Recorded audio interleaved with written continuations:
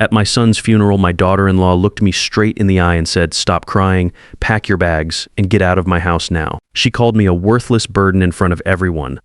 But here's what Amanda didn't know, the house she was kicking me out of. I built it in 1987. The money she thought she inherited, $285,000, that was always mine. I'm Howard Pierce, 61 years old. What happened next changed everything. Picture this. Your boy just died in a car wreck. You're standing there in your old gray suit, the same one you wore to your wife's funeral 2 years back, and this woman who's been living off your generosity for 6 years tells you to pack up and leave. Amanda stood there in her $400 black dress, talking to me like I was some charity case who overstayed his welcome. "This is my house now, Howard," she said, loud enough for the neighbors to hear. "Danny left everything to me. You can't afford to live here anymore on your little Social Security check." I just nodded and walked away. Sometimes the best thing you can do is let people dig their own graves. See, Amanda made one big mistake. She assumed that because I drove a 12-year-old pickup truck and shopped with coupons, I must be broke. She saw me helping Danny with groceries and yard work and figured I was the dependent one. Wrong on both counts. Let me back up a bit. The trouble started the day Danny died. I was still in shock, couldn't even think straight, when Amanda swooped in and took charge of everything. The funeral home, the flowers, even the music. When I suggested playing Sweet Caroline Danny, and I used to sing that while working on the house, she shut me down quick. "That's depressing, Howard. We need something uplifting." Like she knew my boy better than his own father. At the reception, she cornered me in my own kitchen. "We need to talk about your situation," she said. "Your situation. Like I was a problem to be solved. Danny was supporting you financially." She continued. "With him gone, I can't carry that burden. This house is mine now. Everything is mine." I poured myself coffee from the pot rose and I bought at a yard sale 20 years ago and listened to Amanda rewrite history. According to her version, I was the broke old man and Danny was the successful provider. She had no idea that the help Danny gave me was actually my own money flowing back home through the family trust I'd set up years before. The signs had been there from day one, but I'd ignored them because she made Danny happy. Amanda was one of those people who measured everything by appearances. She drove a leased BMW, bought designer everything, and posted her whole life on social media for likes and comments. To her, my simple lifestyle meant I was struggling. What she didn't know was that I'd learned the value of keeping quiet about money from 35 years working the floor at Midwest Auto Parts. Started there straight out of high school in 1982, working the assembly line, making $8.50 square an hour. By the time I retired last year, I was floor supervisor pulling in $68,000 plus overtime. But you don't flash cash around working guys. You live below your means, save every penny, and mind your own business. Amanda saw my 15-year-old Ford pickup and assumed poverty. She didn't know I paid cash for it after my old one died. No financing, no monthly payments. She saw me using coupons at Kroger and figured desperation. She didn't know I'd been clipping coupons since the Carter administration. Because that's how you build wealth, $90 at a time, week after week, year after year.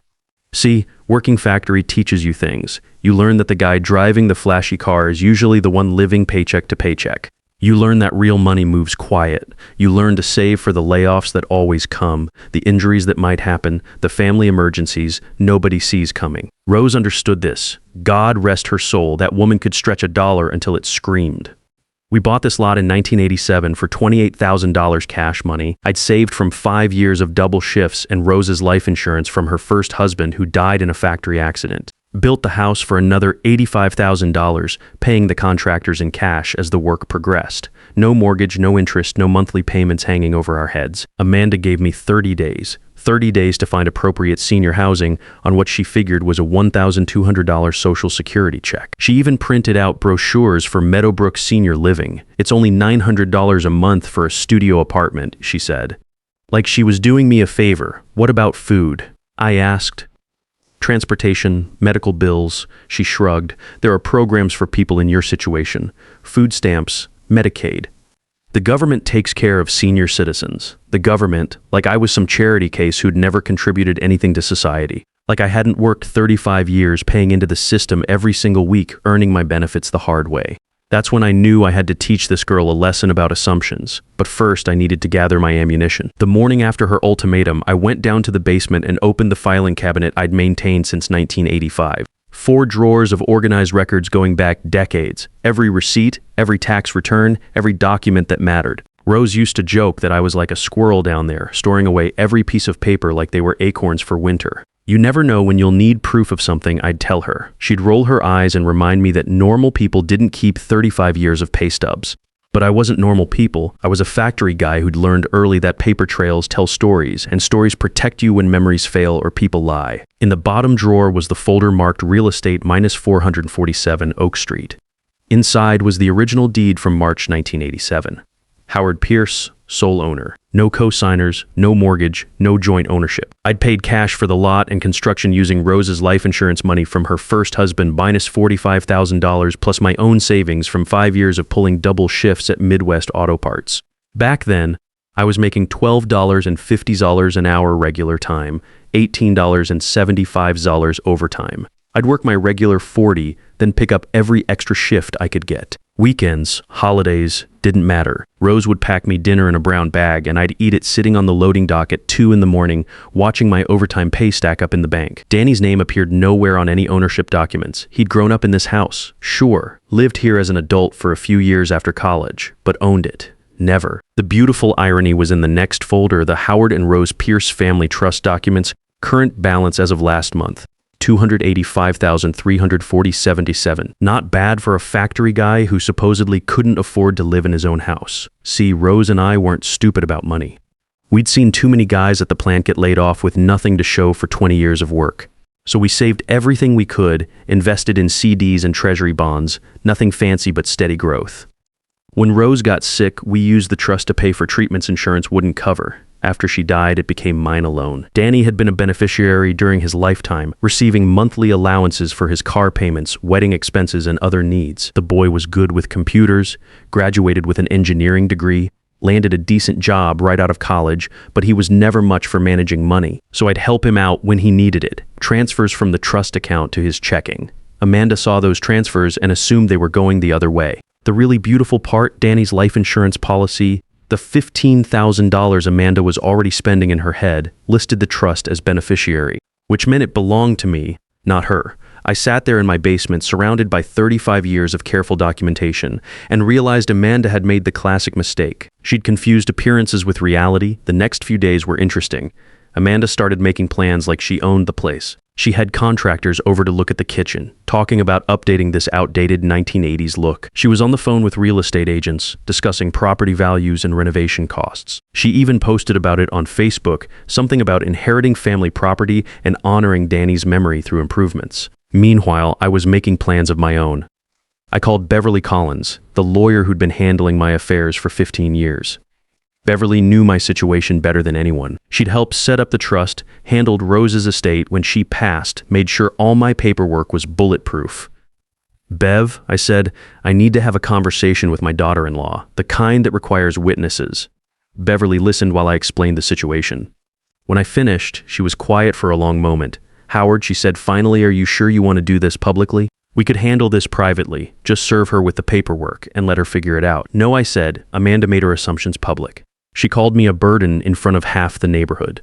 She's been telling people I'm broke, that Danny was supporting me, that I'm too old and confused to manage my own affairs. If she wants to lie publicly, she can learn the truth publicly. Your choice, Beverly said. When do you want to do this? Soon. Let her dig the hole a little deeper first, and dig she did.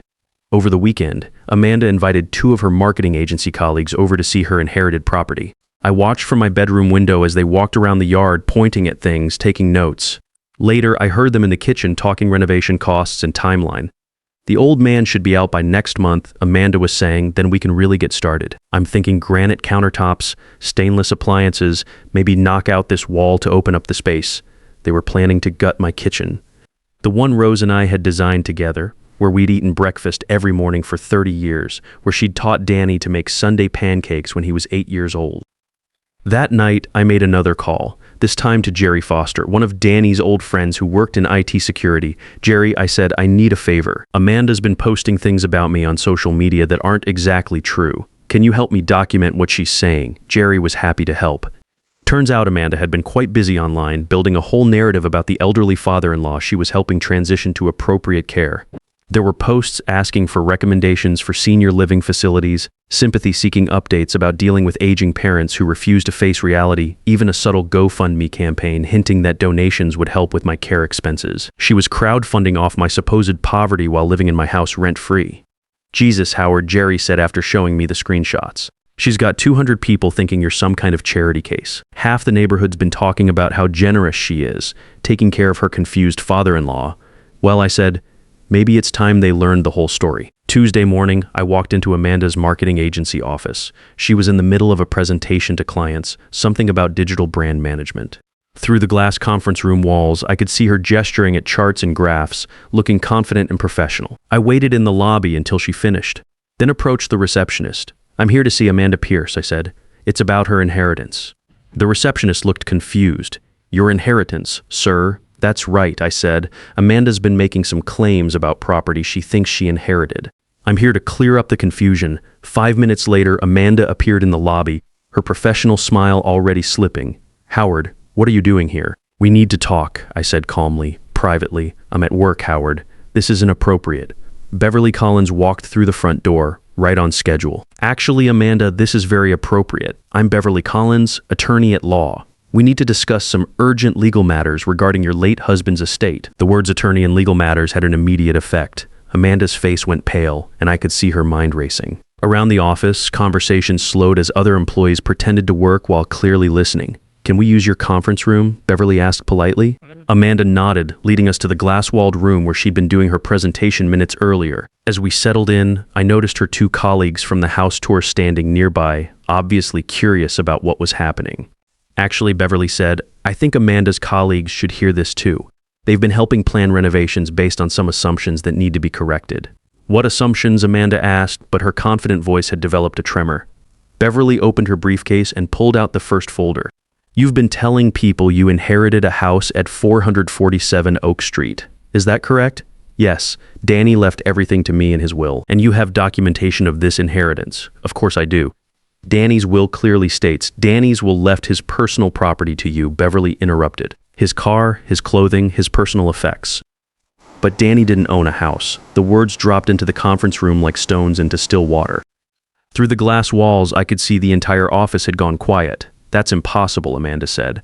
"Danny paid the mortgage, the taxes, the utilities, everything." Beverly pulled out the deed. 447 Oak Street is owned by Howard Pierce. Purchased March 15, 1987 with cash. No mortgage, no co-signers, no joint ownership.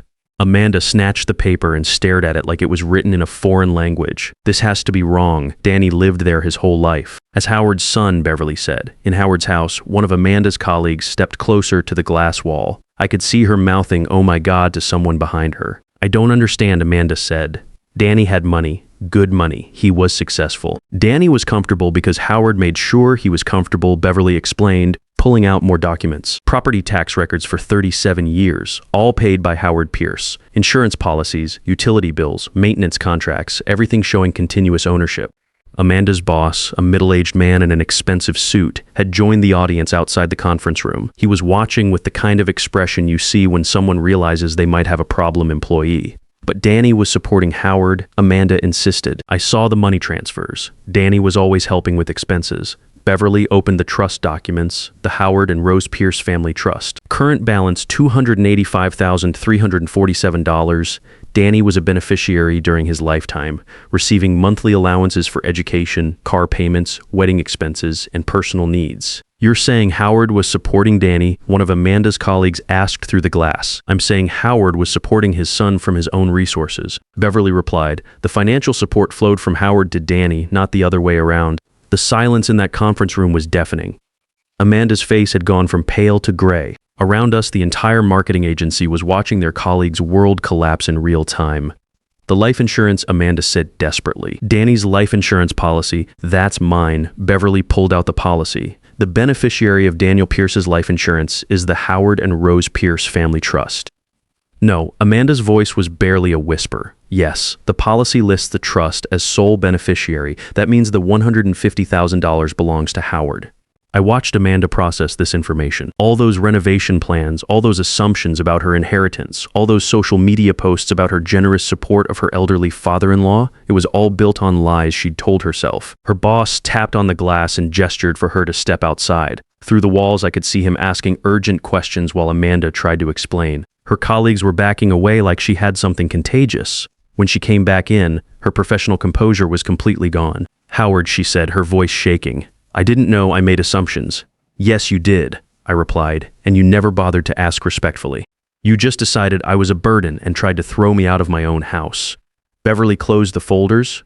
Amanda, you have 30 days to find alternative housing arrangements. 30 days, but where will I go? That's not Howard's concern anymore, Beverly said. You're a capable adult with a career. I'm sure you'll figure something out. Amanda looked around the conference room, then through the glass walls at her colleagues who were pretending not to stare. Can we work something out? Some kind of arrangement? I considered the question. The entire office was watching, waiting to see how this would end. Amanda, I said finally, respect isn't negotiable. It never was. I understand that now. Do you? Because calling someone a burden at their child's funeral isn't just disrespectful. It's cruel. And there's a difference between grief and cruelty. Her boss appeared at the conference room door. Amanda, can I see you for a moment? As we packed up to leave, I could hear urgent conversations starting throughout the office. Amanda's credibility hadn't just collapsed.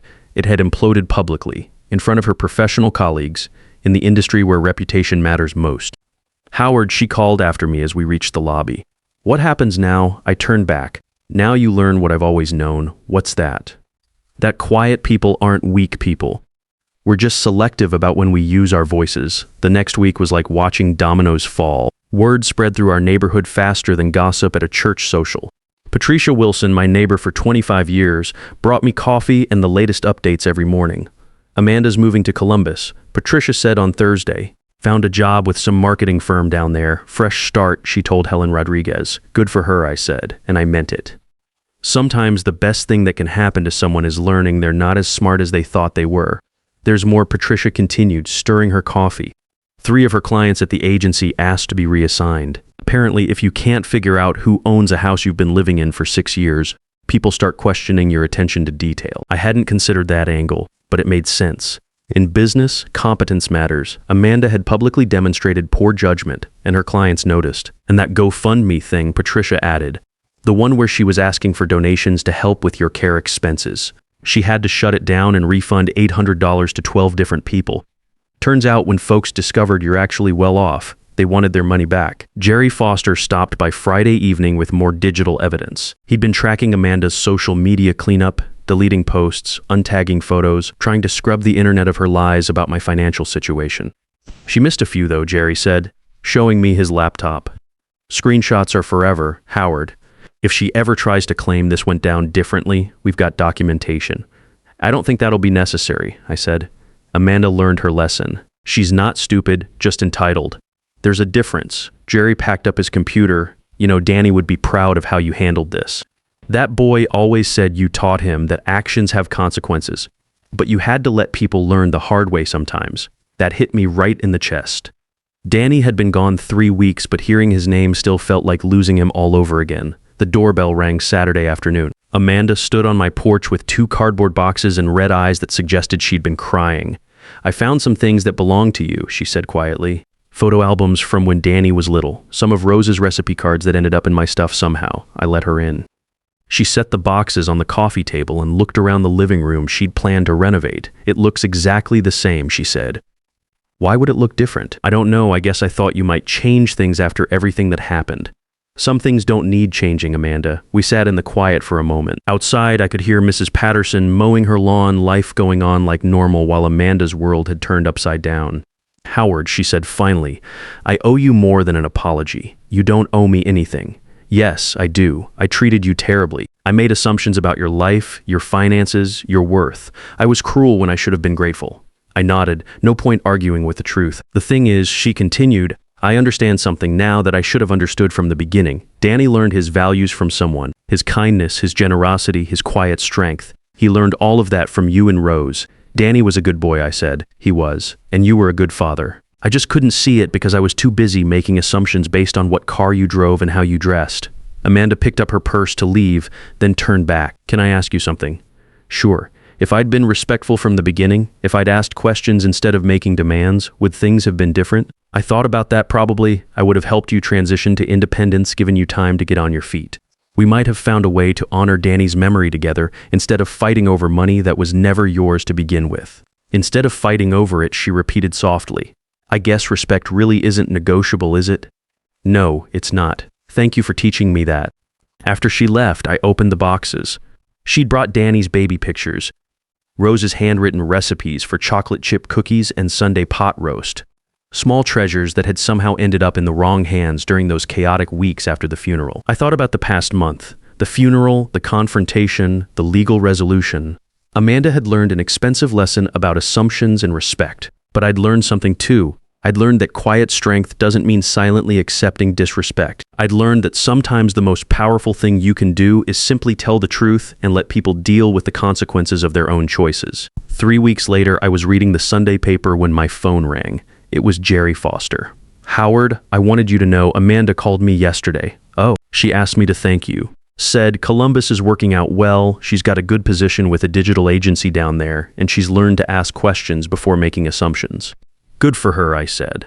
She also said to tell you that Danny would be proud of how you handled everything, that you taught both of them that respect is earned through character, not inherited through marriage or demanded through volume. Today, I'm sitting in my kitchen, the one Rose and I designed together in 1987, minus drinking coffee from our old garage sale pot and thinking about lessons learned. The house is quiet, maybe too quiet sometimes, but it's mine. Free and clear, just like it's been for 37 years.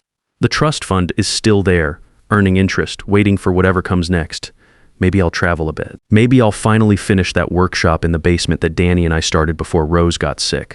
What I won't do is let anyone make me feel like a burden again. At 61, I've learned that respect isn't inherited through marriage, demanded through volume, or earned through sympathy. It's built through character, maintained through dignity, and lost through cruelty. Amanda thought she could rewrite history because I didn't fit her picture of what success looks like. She saw my simple lifestyle and assumed poverty. She saw my quiet nature and assumed weakness. She saw my grief and assumed vulnerability. She was wrong on all counts. Sometimes the most dangerous person in any room is the one who doesn't need to prove anything. Sometimes the wisest voice is the quietest one. And sometimes the best lesson you can teach someone is to let them teach themselves. If you're reading this and you've ever been underestimated because of your age, your modest lifestyle, or your quiet nature, remember this. Quiet doesn't mean weak. It just means selective. And when quiet people finally speak up, smart people listen, respect isn't negotiable. It never was. Never let someone's loud confidence convince you that your quiet wisdom doesn't matter. The loudest person in the room is rarely the smartest one. Real wealth isn't about what you show the world, it's about what you've built when nobody's watching, and the respect that comes from living with integrity never goes out of style.